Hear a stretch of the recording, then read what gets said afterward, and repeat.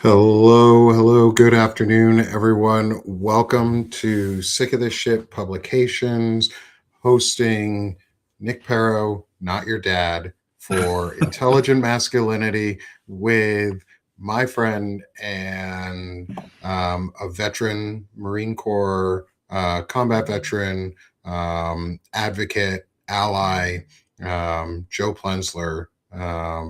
Welcome to the Intelligent Masculinity series here on Sick of This Shit Publications and co-broadcasted on Banner and Backbone. Awesome. How are you today, Joe? And do you mind introducing yourself to anyone in the audience who hasn't really met you yet or maybe new to you? Yeah, it's great to be here, Nick. It's always good to see you, and I love our conversations. You forgot to mention fellow Dungeons and Dragons aficionado from like back in the day. Fellow nerd. Yeah, I immediately saw his shirt today, and I was just like, had a good laugh. Yeah, so who am I? I'm currently an executive leadership coach. I own my own business. I'm a veteran advocate. I kind of get involved in rousing the rabble from time to time on different veteran causes, believe in democracy and maintaining it. So I get involved there. Local elections are important, right? I think, I'm a big advocate for volunteering to run elections and educate yourself on the process. So you learn how safe and secure our elections are. And I spent 20 years in the Marine Corps. I spent 4 years as an infantry officer and then another 16 as a public affairs officer. I went to Iraq in 2003, Afghanistan in 2013, and spent 5 years in Japan on 4 different assignments and been to more than 30 countries. So maybe that's a little bit about me. You're I like to play guitar. Yeah, so like big fan of. You're a bit of a world traveler. Nice. Are you going to be in attendance to the Dropkick Murphy event on Friday? I would love to. I can't. I'm like double booked that day. So I will be cheering on from the sidelines and promoting that show as much as I can from the Shenandoah Valley of Virginia. Yeah. Awesome. Well, I'll say this. I'm fortunate enough to be one of the veterans that does get to go That's great. for the event. Yeah.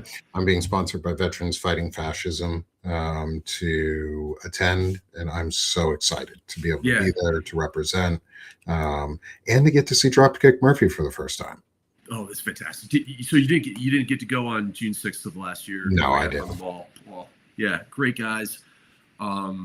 It's so funny when you meet them; they're so like just kind, and all of a sudden they get up on stage and they just turn into these freaking pirates, man. It's like, yeah, it's really it's a charge to watch them just switch it on and just go for it, man. So I'm really a little bit jealous, to be honest with you. So I'm so glad that I'm so excited to go.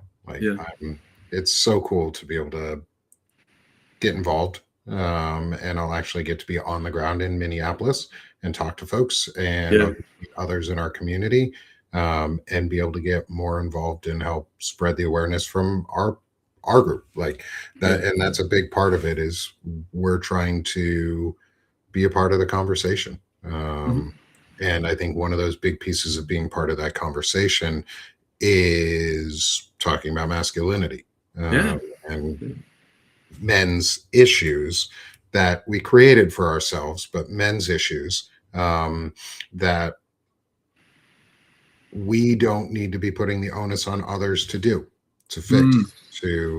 People have been calling them out. They have been shouting from the rooftops on some of the toxicities that are going on. And I want to change it.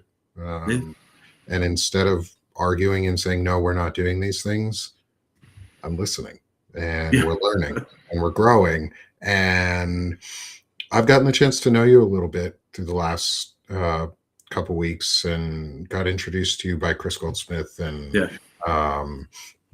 I've had you on the Banner and Backbone side, where we talk some local stuff and about like local involvement, and say what you might do around if you were to have advocated to Governor Shapiro at the time about the Black Panthers. I remember that was part of our conversation about like local engagement and actually listening, just sitting down and listening to what the needs are and the concerns are, and then acting on them, and being constructive. And I hope this is kind of a continuation in ways of that conversation, Yeah. about those local things and those engagements and how being a man and how you see yourself being a man and represented in it.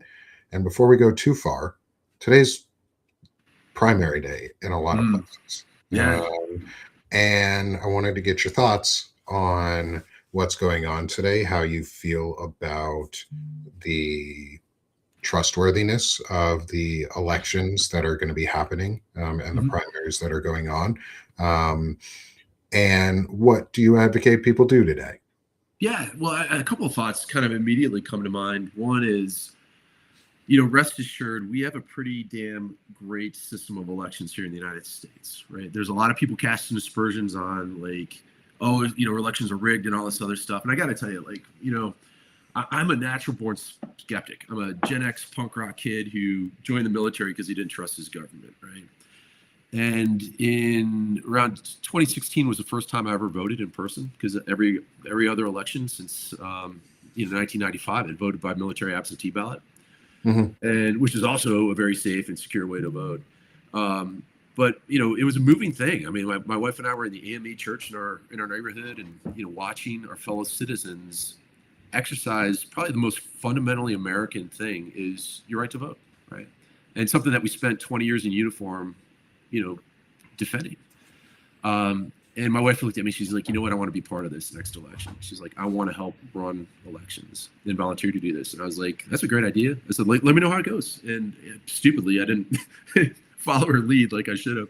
And she came back from that. And this is a woman, who spent 20 years in the Marines, had done a combat tour in Iraq, had, traveled all over. And she said, that was the most significant thing I've done as an American adult in my life. And I'm like, wow, that is a moving statement, And I was like, all right, I'm in. I want to be part of it next cycle. And so we did. And, we went into the state of Maryland in our county, went down to the county board of elections and sat through like 4 hours of training. They handed us a manual that was literally an inch thick about running a polling site. And it was Marine proof, man. If you could read, I mean, you could follow every step of the way to like unpack all the equipment, set it up, check people in, hand them their ballots, make sure that they're tabulated, report the results, 2-person integrity around everything, minimum, and I was like, wow, they're doing it right here. They really are. And we moved to Virginia, did the same thing, so now I've got 2 points of reference in 2 different states as an election official. And you quickly realize like how comically absurd a conspiracy would have to be in order to throw an American election, right? And so for anybody that's like got questions about it, my first response is, have you volunteered? And of course the answer is always no.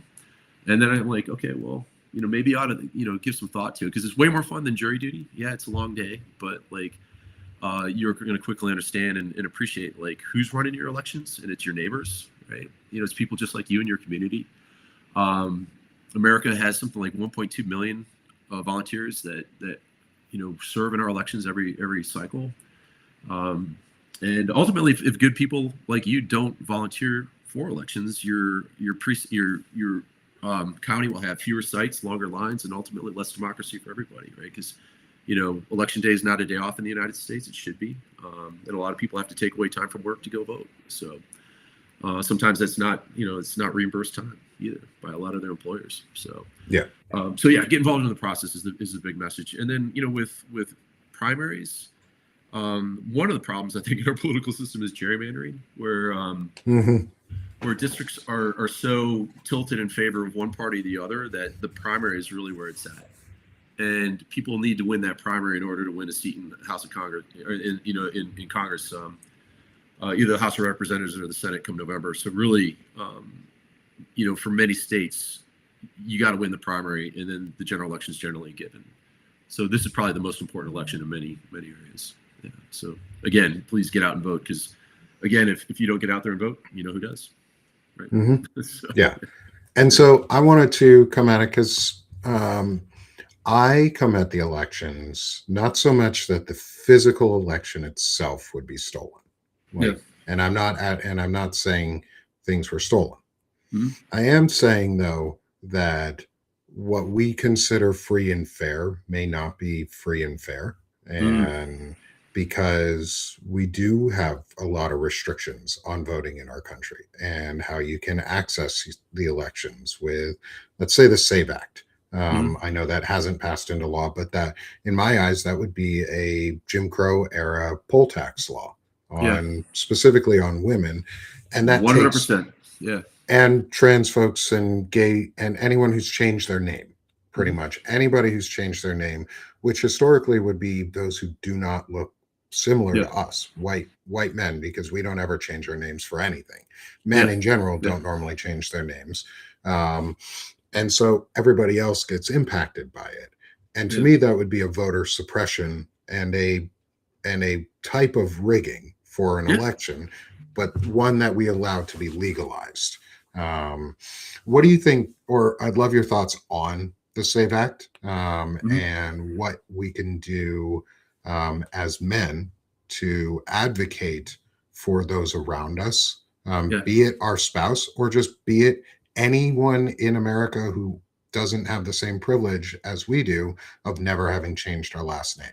Yeah, for sure. And it is a poll tax because I just renewed my passport, right? It costs $130. Not everybody in this country has $130 of disposable income to get a passport. In the state of Maryland and also the state of Virginia, Maryland has a slightly different way of doing things. In Virginia, you've got to show some sort of identification that matches with the poll book, right? So your county registrar has a database of everyone who's registered to vote in the county. And in that process, you have to prove that you're an eligible U.S. citizen, right? Typically, most people use their driver's license when they come in the state of Virginia to show who they are. Some people have voter ID cards, right, which doesn't have a picture, but is sent by the state. Because not everybody drives, right? There are people who, for a myriad reasons, affordability, disability, lack of desire to drive, right, don't have a driver's license. So, to have some sort of other alternate identification. We keep track of who checks in, right? And so if, like, Nick, you come in to vote and you're issued a ballot, if somebody else comes in and says that they're Nick Paro, the system already shows, like, Nick's already voted, right? So that person will get a provisional ballot, and then an investigation will be started to say, hey, who actually voted, right? The provisional ballot will be set aside, and the cost for that is pretty severe. It's a felony, right? To do that. So, I mean, when you think about the risk versus benefit analysis and the psychology of doing that, for somebody to, like, risk a felony, to vote in an election that they shouldn't for some politician on one issue or the other, is just ridiculous, right? Because the penalty for that is pretty severe. And those things are very rare, right? 99% of the time or higher, the person coming in stating their address and where they are matches their ID. And again, if it doesn't, say they moved and forgot to let the county know, they get a provisional ballot, and then there's documentation of that, and that ballot doesn't get counted until everything lines up, right? So, but yeah, SAVE Act's garbage. I think we have other ways in play right now that are safe and secure for people to vote, and it doesn't require a passport to do it. Yeah. And how can we, like you said, as men, lead on this? Yeah, I mean, the people that it's going to impact most are probably more conservative women, right? Because, women on the left of the aisle, like, typically don't change their names, or less likely to when they get married, right? So in many ways, like, I think the SAVE Act is going to impact more conservative women disproportionately. But, is that by design, by the drafters of the bill? I don't know, because there's some people on that side of the aisle that think women shouldn't vote at all. Yeah. And I think it's a bit by design, but I also think it's a bit of a double-edged sword anyway, because if you cut yourself off from having the access to vote, yet the other political side has the access to vote, because even if you have changed your name, like my wife changed her last name to mine, and she has all of her paperwork, all of her documentation, every single piece since she was a kid. She has a passport. Women and those who tend to be on the left side of the political spectrum also tend to have their passports in general more likely than those who are not, because we travel and we experience other cultures. And that's one of the reasons we remain progressive in our views or liberal in our views is because we want to experience other cultures. And having a passport allows us to do that. And so I think it is a bit of a double-edged sword, probably on purpose, because, like I said, they don't want women to vote. Yeah. I mean, the antidote, I mean, it wouldn't be the first time in American history that shady politicians would try to put their fingers on the scales of elections and justice. And, I mean, we've had times where in our history, look back into the 1800s of how elections were run, what politicians did to get people in, how people would vote early and vote often in some areas, right? In some cities, that wouldn't be the first time that happened. But the antidote to it is understand what the law is. Make sure that you are registered. Check early before you go to the polls, and give yourself enough time to adjust. Because even if they do pass that law, if you have enough time to react, to make sure that you are signed up and registered and have all the things in play and beat them at their own game. You know what I mean? So, and in such numbers where the results are undeniable. Yeah. And I think that's the big one is it's plus 30. In my mind, we have to be plus 30 or it's nothing. Like if we're not winning pretty much everything by plus 30 that means we don't have the opportunity to win a supermajority. I mean, you talked about primaries. Like, I think we talked previously about the library fight here, where some these folks straight up were book banners, right? They wanted to control what you and I read in our public library funded by our tax dollars. And they didn't like that, the library, within the walls of the library, had books about LGBTQ lifestyles, right? The library made some accommodations, said, like, hey, we can't separate this as a separate section because that's discrimination, but we can create a young adult section, right? And you as parents are always free to say what books your kids read and what they don't, or what you want the library to ask. If you're not with your child, permission for minors to check out certain things, totally fine, and that wasn't good enough. And they wanted to purge the library of this stuff, right? And, what was interesting was that, our county is about 30 or 70% Republican, 30% Democrat in any election is usually the way it goes. Pretty rural, pretty conservative. But the Dems were like, we're tired of this. And even though we're few in numbers, we can swing elections if we get behind a centrist candidate. And they found some centrist Republicans who were like, yeah, this is government overreach. This is bullshit.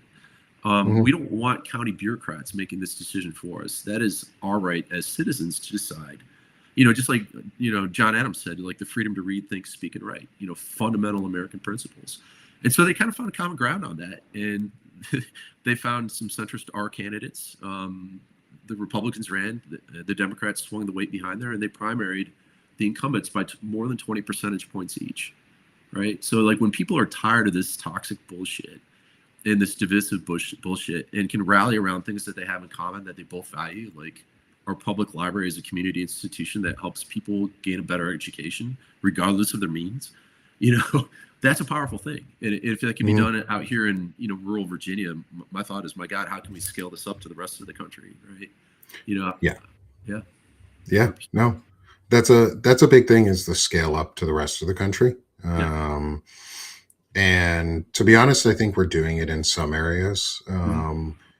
And however, I think one of the limiting factors for some of us is, say, closed primaries, and the idea that unless you're in that party, you can't vote, which really restricts access because it's the parties telling the people that they can't vote. And in my eyes, the parties are just a mechanism. The voting shall not be infringed, and the parties shouldn't be able to say, no, you can't vote in these primaries. What are your, how do you love it? I'm in an open primary state. Virginia has open primaries. I voted. Oh, lucky. I'm an independent. Like, I am a diehard. Like, you're gonna have to work your ass off for my vote, and I'm not voting for one party just because of who you are, right? Just because of tribalism. And I've been that way for a long time. I voted for both Republicans and Democrats at different, levels of office. I've helped friends run for office in both parties. And yeah, open primaries are the way to go because political parties are private clubs, right? They set their own rules. They set their own agendas. Mm. And so if you were going to take taxpayer dollars to fund your private club's activity, yeah, every single eligible voter should be allowed to vote in one primary or the other, right? Yeah. And make that decision, because otherwise independents get completely disenfranchised from the process. If I'm not a Republican or Democrat, then I can't choose who's going to be in the primaries when the shit's already so gerrymandered. You know what I mean? So yeah, and sometimes, I voted in the primary contrary to like who I was really going to vote for on election day, just because I wanted to send a message, be part of like sending a contrary message to the other party, like your extreme candidates are bullshit. And if they see that, more centrist candidates in their party are getting a significant number of votes, that does send a message, right? So there's some signaling when people act in unison on that. Yeah. Yeah. I think that's an important point, is being able to cross that line and say, hey, I don't agree with this. And I'm going to send a message that is meaningful. And because you can sway an election if enough people are able to vote one way or the other for a different party than that they are registered for, because they're tired of the ultra extreme on one side. So they go, instead of voting for their own Democratic, let's say Democratic Party candidate, they vote for a Republican, just like you said. That changes the game. And it can change who is on the ballot come November, and who they see or what they see as electable come November, even if that candidate does end up winning over the one that you're doing no, don't vote Nick Paro. I am not on any ballots right now. So don't vote for Nick Paro. You'll waste your vote. Arkansas already has, where Arkansas is ready, and the Democratic Party's not even doing a primary this year in Arkansas, at least in our area. They have we have an election for a special election for a Senate seat in the state, but yeah, like, go vote where you can, and when you can. Every election that you are eligible to vote for 100%. 100%. And I mean, that's why things like open primaries are super important, because it forces candidates to the middle, right? Yeah. Ranked choice voting forces candidates to the middle. I mean, because like with closed primaries, what it encourages candidates to do is court the most diehard extreme views within their party, right? And espouse that, right? And after, when they run on that, then they're kind of beholden to that thing, even if they don't personally feel that way. Now, I've seen friends struggle with that, running for House of Representatives, running for U.S. Senate, where they're like, my God, like, but they're in a lot of places, it's like, yeah, you're not going to win the primary unless you get on board with the current trend, right? Because who's coming out in primaries? Diehards, right? So that's why it's important, like for everyone to vote in primaries, for open primaries and the rest of it. And getting rid of gerrymandering is another thing, right? Like, it's just like a horrible thing. We've got better ways of doing business with that, but we've entered this nuclear arms race of gerrymandering now, where like Texas is going to like carve out some more Republican seats, and then California's going to counter, and then another state's going to change the map to favor their party, and then Virginia's going to do it, and it's just like that is no way to run a country, for sure. So no, and a lot of this goes back into the masculinity stuff that we're talking about, because all it is a power grab, and toxic masculinity teaches us that that is the way to go, or as I have started calling it too, is authoritarian masculinity, because it's shaped on the authoritarian model of domination over protection, or domination over stewardship. And I think stewardship is what we should be aiming for as men in a lot of ways, is we guide and we help and we care and we promote the growth of, not just for ourselves, but for others. And that's what stewards do, is they care for things. And that's part of voting, is being a steward of democracy. And we're talking about this too, because welcome to primary season. Everybody has to vote. Please go vote. This is the most important election in American history. Do not skip these elections. If you do, your voice may forever be silenced. Yeah. I mean, we're always like, one election away from slipping, right? And that's like something that I am concerned with. It's a higher order model, right? Like, if it's just kind of like might makes right, and I'm going to take what I can from everyone who I can. I mean, what a shitty environment to live in. And we've all been kind of subject to that, I think, at some point in our lives, whether it was you're in grade school and somebody stole your lunch, or bullied you on the playground, or all that other stuff. And it's just kind of like, if we don't insist on a better society that kind of helps everybody, then that's what we're going to get, right? It's like, who's got the bigger muscles, who's got the bigger, who's got more guns, who's more organized, who can take what they want. And it's just not really a society worth living in. You know what I mean? Yeah. And so one of the reasons, like you said, so it's not a society worth living in. Like, it's a bad society that we're going towards. It's a bad world order that we're going towards, where might makes right, and you bully everybody into what you get. And so I'm trying to help create a environment and a case study in masculinity that's different, that shows what it can and is doing to combat that type of fragile authoritarian masculinity. So for everyone in the audience, welcome again to Intelligent Masculinity. We're going to be talking our normal questions throughout this series. I don't think Joe has, I know you have access to the doc, but Joe has not been here for many of the shows, so he doesn't know the questions. So this is going to be fun.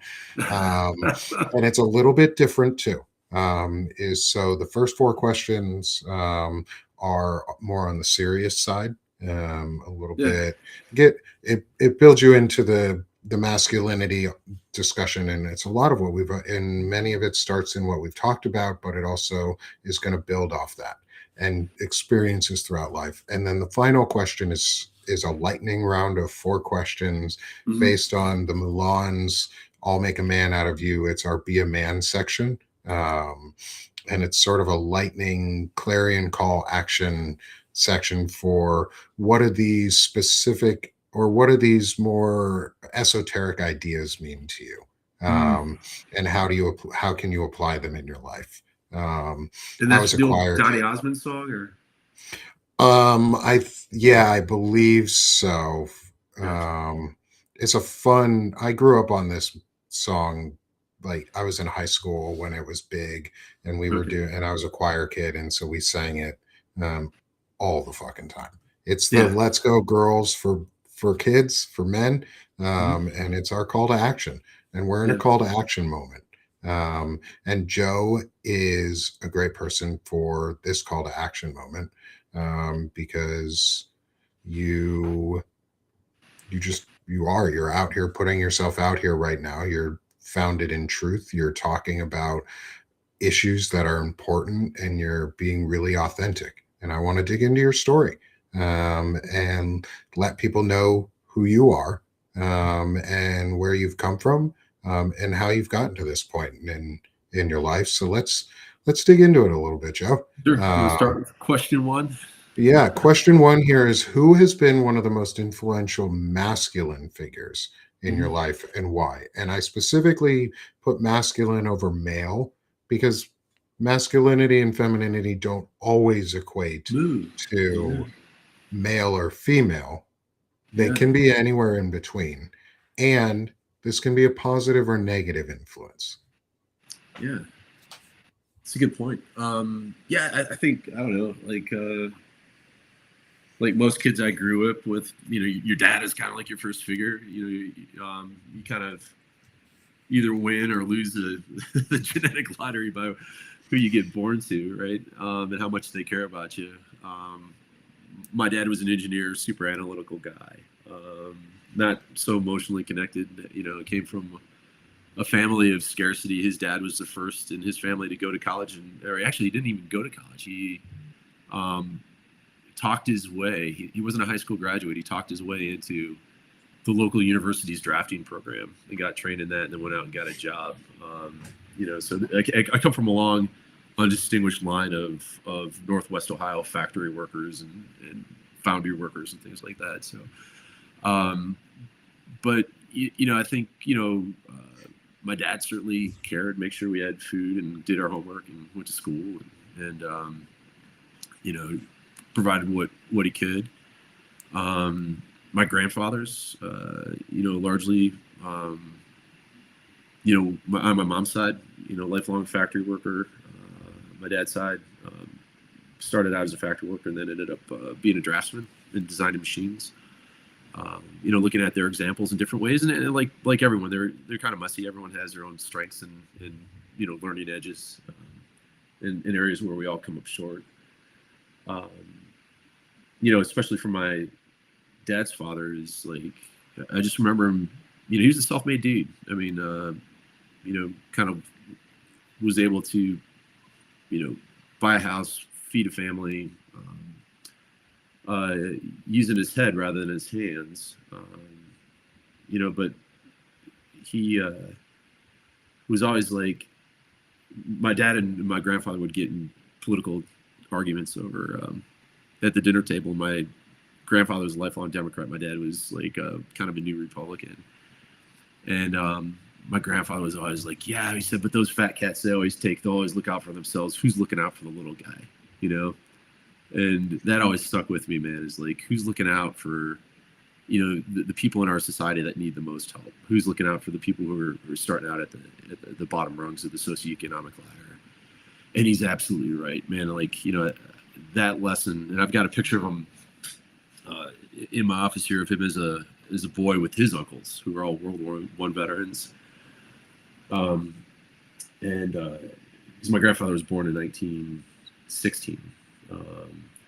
But when we went home, my dad's moving to a new house with my mom, a new condo. They were kind of moving into a senior living facility, and down in the basement, I found like one of my grandfather's factory wrenches, right? So that naturally just kind of went in the bag to take back here as a kind of piece of personal family anthropology, but it's a reminder, right? It's a reminder of those ethics and values of loyalty and caring for others. My grandfather was involved in a lot of charitable kind of neighborhood organizations within his Polish Catholic neighborhood, right?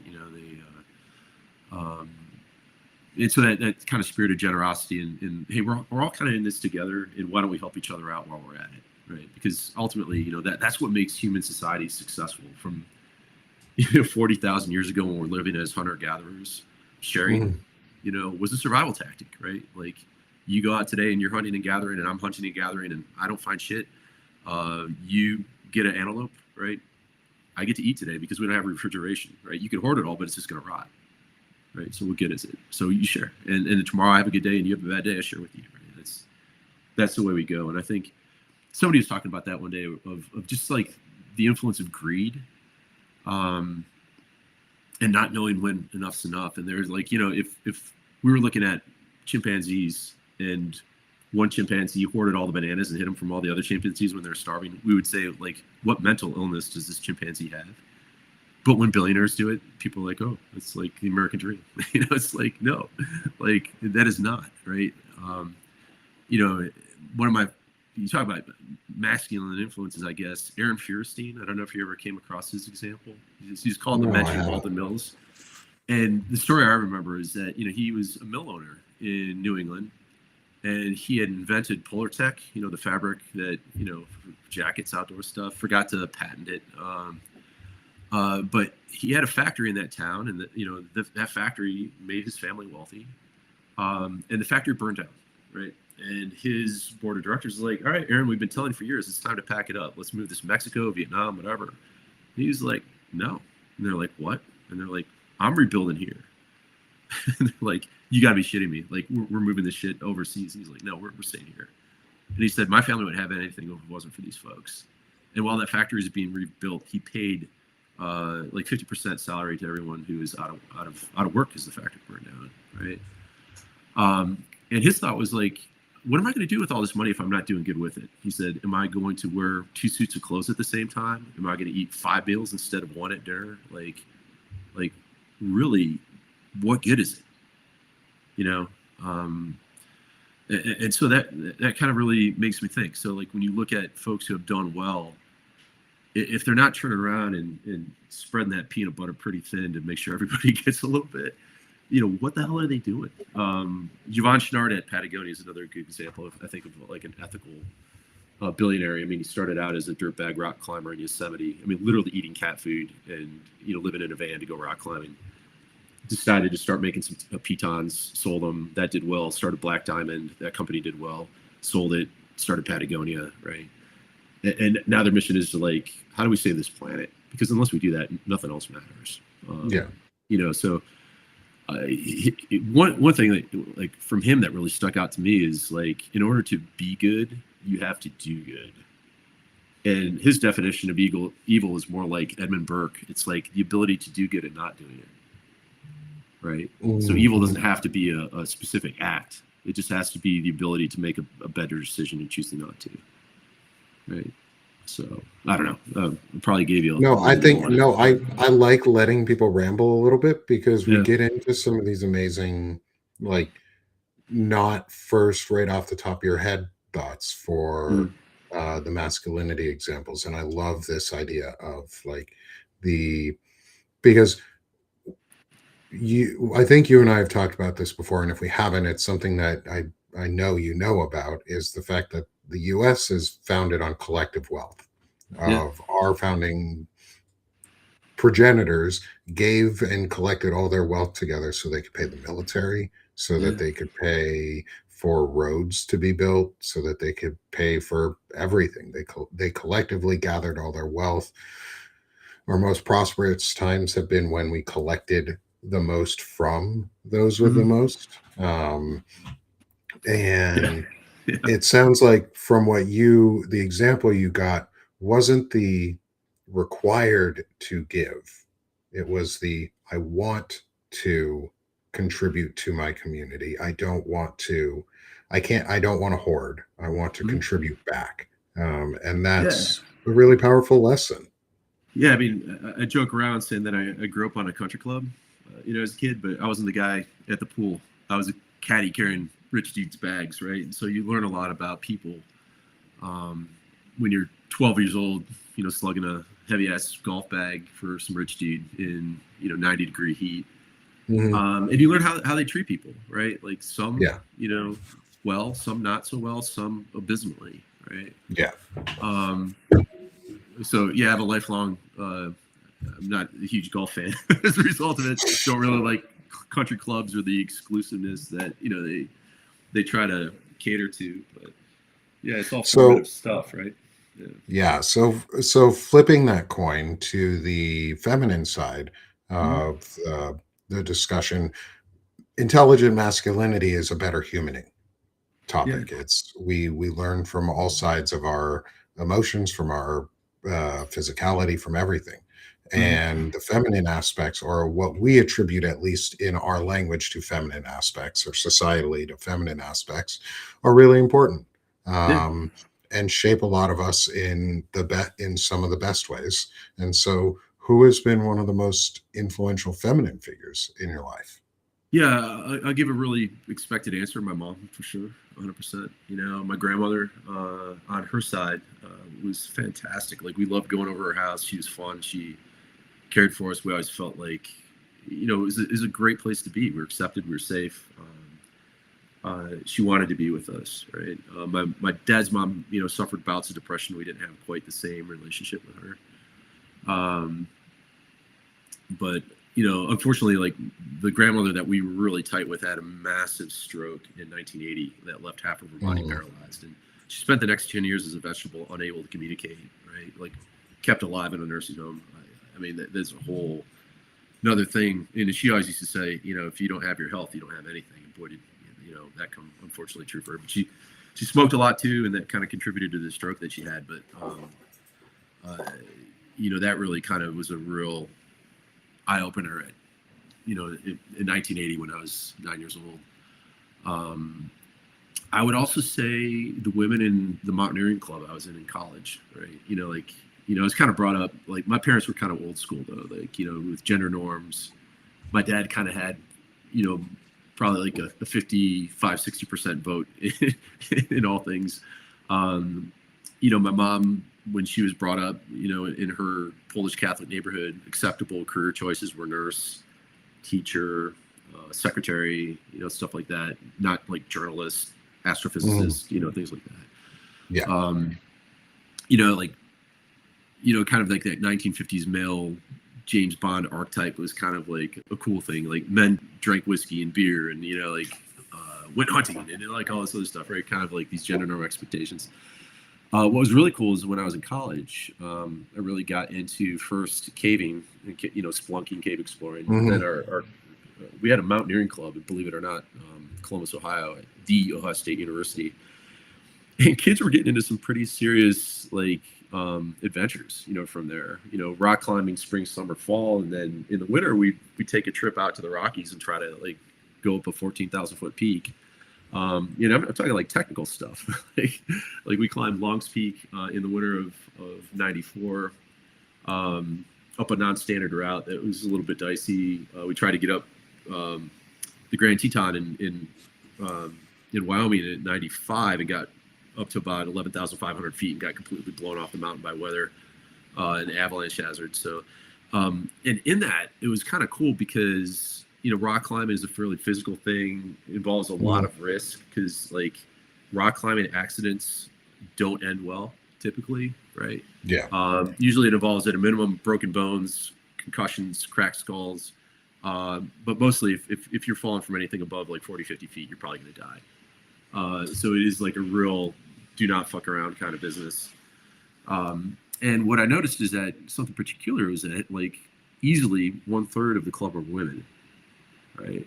And one thing about rock climbing is that you can try to muscle up a rock face, but typically technique is what gets you there, right? And women with a lower center of gravity had certain advantages. You know, there was no kind of like dudes do better at this. In fact, you know, I was climbing at the same year that Lynn Hill, who's a famous climber today, freed the nose on El Capitan, which was, you know, free climbing. That's cool. You're able to, you know, climb it without falling the whole way up. And it was said like it can never be done. And there's a famous video of Lynn Hill saying, "It goes, boys." Like it goes. And so sorry, I got some construction noise in the background here. Hoping the mic's not picking it up. No, but can't you know, hear that it was at all. Yeah, so some of my early climbing heroes are like Lynn Hill, Catherine Destiville, who's done some amazing mountaineering climbs and things like that. And it was kind of like, wow, these are people to admire, right? This is who, as a climber, I want to be like. And, you know, at certain points, I was a fairly mid-grade climber. For people that are familiar with like rock climbing, the Yosemite decimal system, I could lead comfortably probably like 5.7, 5.8 routes on traditional gear. That's not going to mean a whole lot to most people, but, you know, routes get a lot harder, right? And I would climb with women who were better climbers than I was, who were more confident in leading and taking that risk. And so sometimes I'd look at a route and be like, yeah, I'm just not feeling it. And my friend Hannah or my friend Jenna would be like, yeah, I could do it. Like, you know, and they would take the sharp end of the rope and I would belay them up, you know, and then they would drag my ass to the top from belaying from the top. And I was just kind of like, cool, you know, or we'd be out mountaineering in the wintertime and women would be out there carrying the same load as dudes, you know, and during the same hardship and doing well. And everybody having a good time. There wasn't like this like weird divide, like boys sports, girls sports, men's sports, women's sports. So it's just kind of like we were all, you know, they refer to mountaineering and climbing as kind of like conquistadors of the useless, right? You know, there's no rational good reason to go climb a mountain or subject yourself to the objective hazards on a rock face. I mean, you do it for the experience of it. Yeah. And if you die doing it, you know, typically people look at that as a pretty selfish act, right? But you know, there was a magic to that, and then, you know, I noticed like with the guides, professional guides, there's a similar camaraderie, you know. And then I go into the Marine Corps infantry, and all of a sudden, like, you know, the language shifted to like, don't be a pussy, right? Don't be a skirt, you know. I'm like, wow, where's this coming from? Like, all of a sudden all the insults were female, and things female were pejorative, right? And I'm like, wow, this is really kind of fucked up. Like, where's this coming from? And from some dudes, I think their only model was woman as mom, woman as teacher, authority figure, woman as girlfriend, or, you know, sexual conquest, but not as peer, not as competitor, not as equal. And I noticed, like, you know, from folks who came from very conservative, very religious households, they tended to have more of a preponderance of those views, right? Man first, woman second. And, you know, my parents, like, I would say it's probably more like a, you know, 55-45 split in a lot of decisions. But when my mom dug her heels in on stuff, man, things would not change, right? Like, so maybe that was kind of like, you know, but definitely, like, traditional generals were at play. But like that really impressed me. I was like, wow, there's women out here who, you know, in the Mountaineering Club were like as good, if not better than me. And I was willing to, you know, kind of accept their lead on a route to, like, be able to do what I wanted to do, right? Which is climb. Yeah. So, like, I just didn't get it. And even when I was in the Marine Corps, I met my wife there. She was a young second lieutenant when I was a first lieutenant out at 29 Palms. And there were only like 4 female officers on the entire base. It's out in the middle of the Mojave. You know, like, if you're a female officer there, you're either at the comm school at the headquarters, or you're a naval nurse or doctor over at the hospital. So there's like a lot of competition for dateable women. And boy, did the tribe turn on me when I started dating her. It was crazy. Like, all of a sudden I wasn't one of the dudes because I didn't want to hang out with them on a Friday night after being in the field for 2 weeks with them. You know, like, I'm like, no, man, like, I don't want to go sit in your shitty apartment on your shitty couch drinking cheap beer when I could be driving down to Palm Springs with a hot girlfriend. like, where's the competition here? What's the choice? But it got so bad, I ended up stopping. I stopped going to battalion social events because they were so shitty about it. You know, that's awful. Yeah, but you know, it's just kind of like, it forces you to make some decisions, and you find out who your friends really are. You know. Yeah. But yeah, so, apparently I was pussy whipped, or I was a sellout, or whatever, because, like, I didn't want to hang out with the dudes. You know, so this bros before hoes kind of bullshit. I was just like, nope, not having it. Yeah. Which was easy for me as a punk rock kid. I was just like, well, fuck you guys. I'm going to do my own thing anyway, because that's what I want. You know, what I want to do. But yeah, the man can't hold me down. Yeah. And so with that, like, moving on to, we'll try and get through as many questions as we can. I don't want to keep you too long, depending on how much time you've got. If you can go a little bit longer, we'll try and stick around for a bit. These can run a little long if they need to. But our next big question is, based on all of this leads perfectly into it, is building from those masculine and feminine figures that you've had in your life that are incredibly powerful and meaningful for you. If you were to be given the term intelligent masculinity as a concept, what would that mean to you from what you've learned? I gotta be honest with you. I had to look up the term and what it meant, because, like, it's not something that I was immediately familiar with as a title or as a construct. But, like, you know, when I started looking into things like emotional awareness, like, you know, what am I experiencing, and can I name it, and can I, you know, regulate it, right? Like, you know, that's important. Self-awareness, how do I show up, and what's my impact on other people? Taking accountability, having the capacity for empathy for other people, right? So, you know, the capacity to get out of your own head and put yourself, and try to do the best you can to see the world from somebody else's perspective, right? Yeah, I'm 100% behind that. Like, you know, another construct, resilience and adaptability.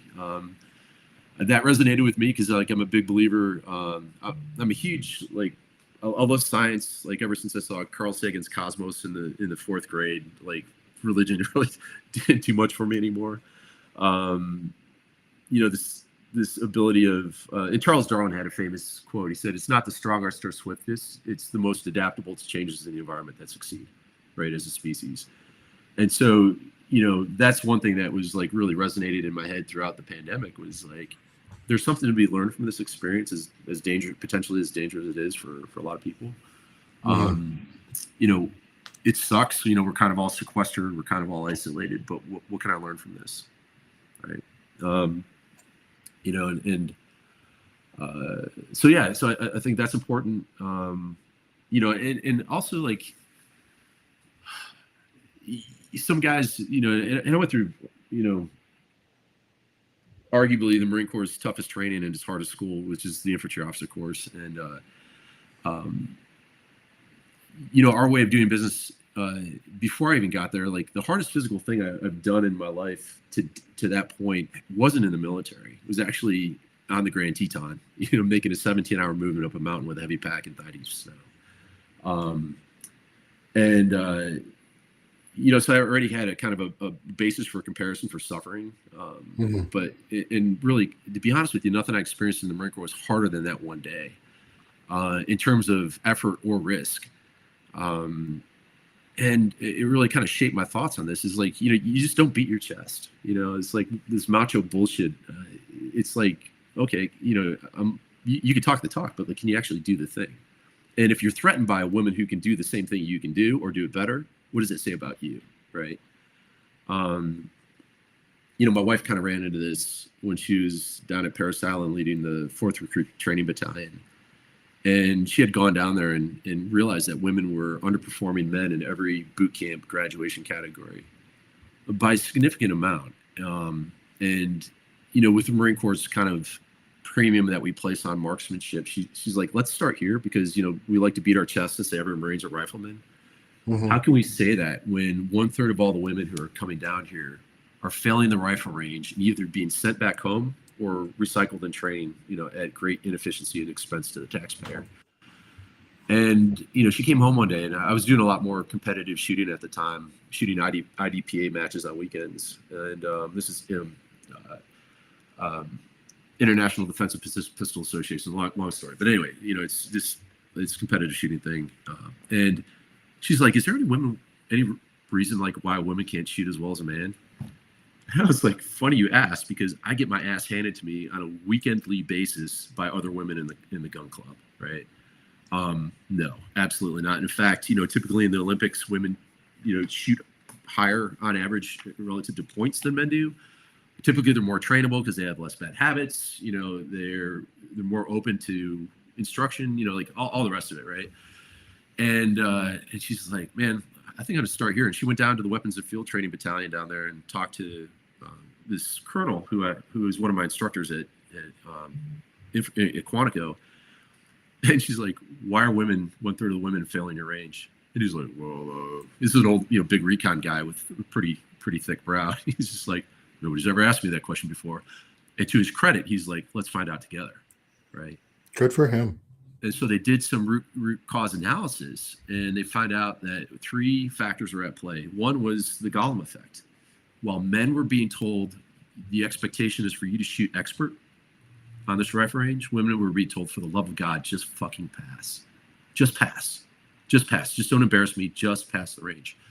Number 2, the male and female barracks down there had different architecture where the men had a lot more hands-on time with their weapons, so they were more familiar with the parts and pieces and shooting, and had a lot more muscle memory from being able to actually get in the different shooting positions and practice that, right?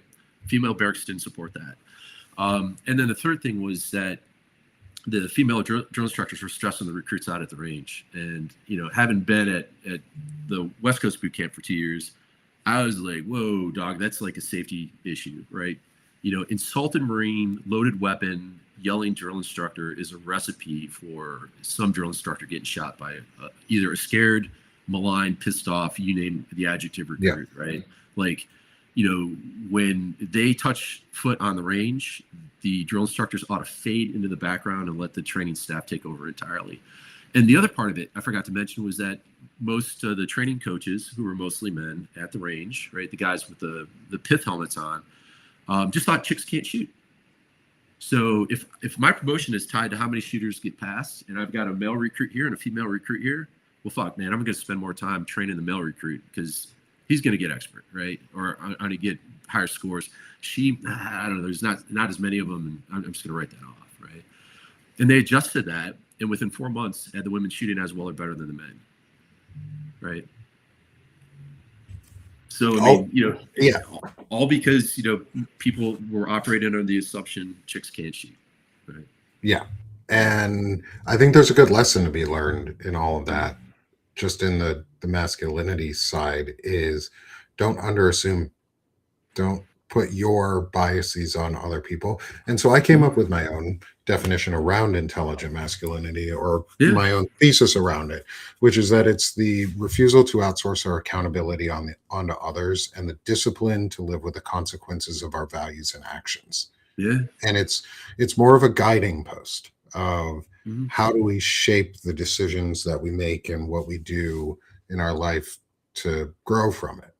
Yeah. And what you talked about fits in with that definition, and how it, and where you see masculinity, especially in that story for me, is like all it took was a question. And then Yeah. all it took after that was the the guy who might have been the least likely that we would have thought in this story, the commander, Mm-hmm. to respond positively, because they don't always. Yeah. He could have taken a lot of offense to that and gone really defensive, but instead he just asked a simple question of, or he's made the simple statement of, let's go find out together. Together. And that really is intelligent masculinity in a lot of ways, is Mm-hmm. let's go find out together Yeah. and move forward. And so growing on that is, how would you model that type of masculinity, or how do you model that type of masculinity in your own life? Even without having known the definition before, you probably do a lot of the things for it. Yeah. I think, I'm a huge neuroscience nerd too, so bear with me here for a second. Like James Baldwin, right, the civil rights activist, who I think is an underappreciated son of the American experience. Like, I love this guy. It said we're trapped in history, and history's trapped in us, right? And he's right. Like, scientifically, we all arrive at this moment based on everything we've experienced, our biases, good or bad, and that's the lens through which we look at the world and also hallucinate our individual realities, right? Because like our brains don't have direct access to the environment. We interpret it through our senses. Our senses only have certain amounts of information. We don't see objective truth. We see the world not as it is. We see the world as it was useful to our ancestors, right?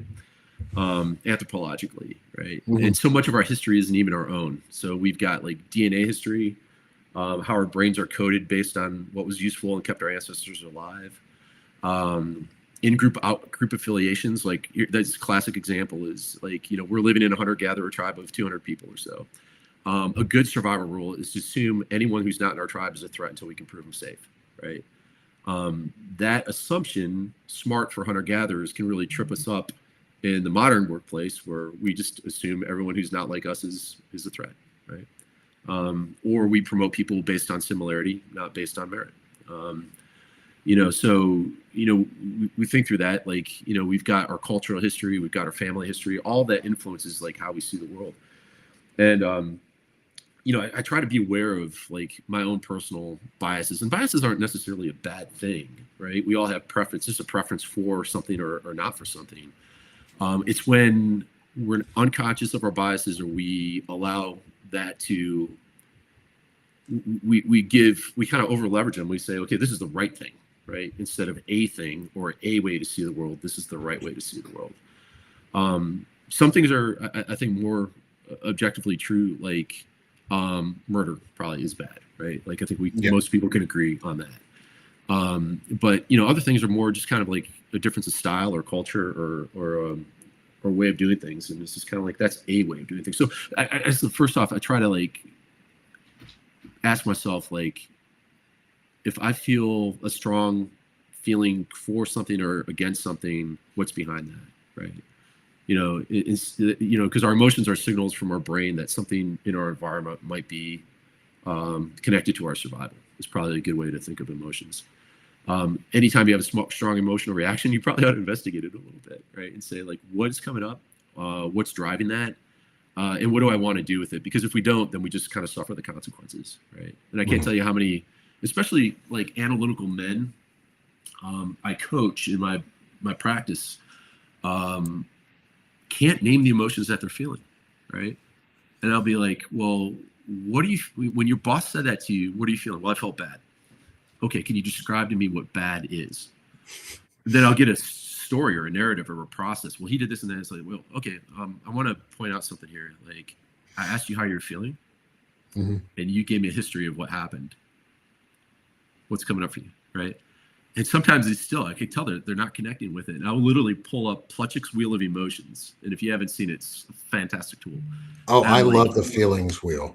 I love just those like pick out the words that are most closely related to what you experienced in that meeting with your boss. And they're like, I felt disgust. I'm like, boom, like now we can do something with that, right? I felt angry. Okay, anger is the emotion for my way is blocked. Now we can do something with that, right? I'm a big believer in Dan Siegel's work. And he said, in order to like properly and effectively regulate our emotions so that we maintain the relationships that are important in our lives, we've got to be able to name it, to tame it, especially when it's a negative emotion, right?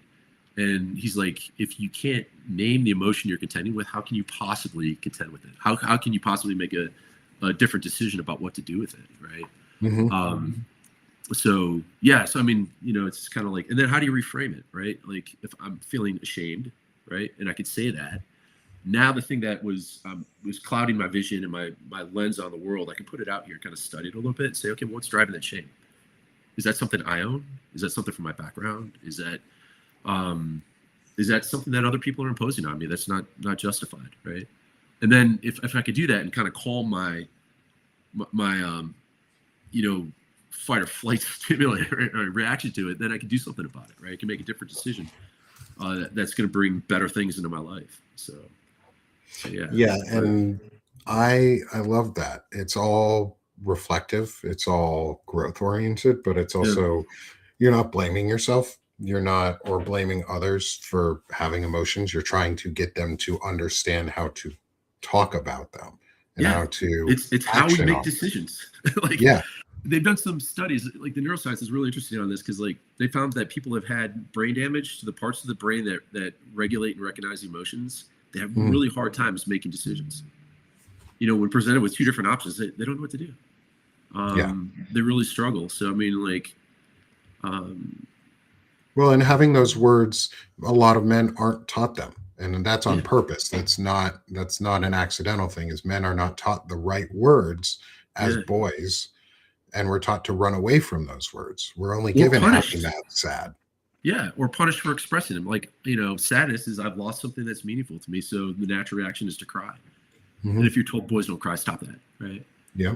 You're denying a human being an important aspect of what it means to be a human being, right? Lamenting an important thing that you've lost is an important part of being a healthy human, If the only emotions that you've been rewarded for, praised for, like rage and dominance, then what are you going to express as a man, right? Like, that's going to be your expression point is rage and dominance, which sucks. So building on that is a lot of that is very reflective sounding. Is what is one of your favorite ways to self-reflect or self-evaluate so that you can grow and you can process your emotions or learn from your emotions? Yeah, and I think is like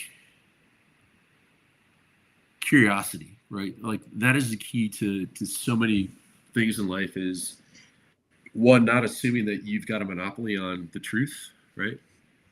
Or a monopoly on knowledge. It's kind of like there's a humility in that of like, how could this other person be right? For instance, like if somebody's giving you feedback, especially feedback that stings or maybe hard to hear, right, might not comport with who you believe yourself to be as a person. Our natural impulse is to push back and defend ourselves, right? A friend of mine, Noah Rabinowitz, taught me one time. He said, it's taken a lot of work and it was really hard to do, but I've trained myself and trained my brain that when people offer me feedback, to have my first assumption to be that they're right and then work to disprove it, right? Rather than deny it and then, defend. And that's the difference between like, hey, fuck you, I don't appreciate you saying that to me, is one defensive response. The other one is like, hey, thanks for having the courage to bring this to my attention. And I'm curious, how did you come to that conclusion? Because I can tell this is really you, right? And I want to understand. The latter is going to end up in a fight or, damage relationships and hurt feelings. Or the former, the latter is going to be like, maybe I have something to learn here. Because if somebody's got that perception, to them it's real. right? We all hallucinate our own realities. So I like that. We all yeah, hallucinate our own realities. yeah, I, that's what we th- do. I think that's a great way to think about it too, is like, Mhm, and to remind each other is our reality is separate from everybody else's. We mhm. just have to figure out how to put that reality together and Yeah, collectively work forward. yeah, Um, and that's what science is telling us about how our brains work, right? We it's not like it's less stimulus response. More than anything, your brain is a prediction engine, right? We're all here because our ancestors um, were adept at pattern recognition and pattern completion and predicting what's going to happen next and being right most of the time, right? So, I mean, um, once you kind of understand that, you realize that like everything you encounter is through the lens of what's coming from inside your body and what you feel, what's coming from outside your body and your senses, all regulated through the lens of your history and selective attention. And that's how we all kind of generate and hallucinate our own reality, right? I love And it. yeah, in reality is what we both agree is true. Yeah. So Yeah. yeah, it's crazy. Like the brain It's a is so common weird. hallucination that we all have, that we all have to figure out. And I do Yeah. like it. I like that it's because we all make it up. Our brain is interpreting everything for us. So Oh we yeah. have to figure it out. And the brain hallucinates shit. Like, in the Yeah, center it where does. our optic nerve meets our retina, there's no information, right? What we should see out in front of us are two dark spots of absolutely no information whatsoever. But based on the context around it, your brain naturally fills it in, making its best guess of what's there. And you also, mechanically through your eye, you should see the world upside down, but it Mhm. was more useful to the brain to flip that around in your head so that you see things what we consider to be right side up. But like if you look through the lens of the eye, you see the upside down world, right? Yeah. Yeah. Well, we're in the upside down, literally, then. We are Uh, politically. Yeah, we fuck are yeah. politically. And I think Yeah. at the moment, literally, now we're going into the upside down. But Yeah. what we are going to do is we're going to shift here for the last bit of our discussion is our lightning round, our whimsical questions of the Gotcha. I'll make a man out of you. And these ones get you thinking because when I was little or when I was younger, I learned that these are partially about physicality, Hmm. but they're also about emotional growth and understanding and learning and how we can apply them to different aspects of our lives. And so let's get into our final section, our lightning round of Mulan's I'll Make a Man Out of You, starting with what does it mean to you to be as swift as a coursing river? So when I heard this, the first thing that leapt to mind, because I'm a child of the '70s, was Bruce Lee's "Be Like Water" speech. And he's like, water, when it becomes the cup in the cup, it can flow, it can crash. He's like, "You like water, my friend." And it was just kind of like, yeah, like don't be static. Adjust, adapt, learn, grow, take different forms and shapes, right? Um, yeah, that kind of resonated with me. And I like that. Yeah, yeah. So like, yeah, if you haven't seen Bruce Lee's "Be Like Water," it's real short. Totally worth looking up on YouTube, right? Especially if Okay. you're into martial arts. It's really good.